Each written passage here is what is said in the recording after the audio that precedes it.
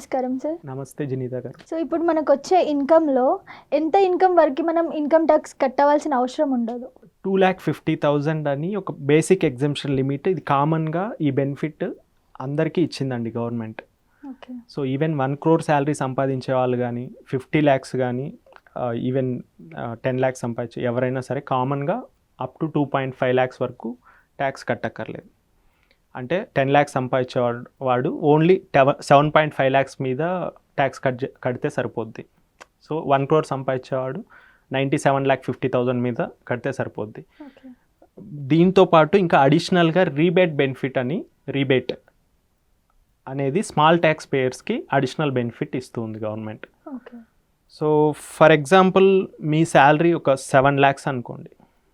So income ట్యాక్స్లో అలో చేసే deductions, exemptions claim చేసుకున్న తర్వాత మీ net taxable income below 5 lakhs అయింది అనుకోండి, లైక్ 4,99,000 అయింది.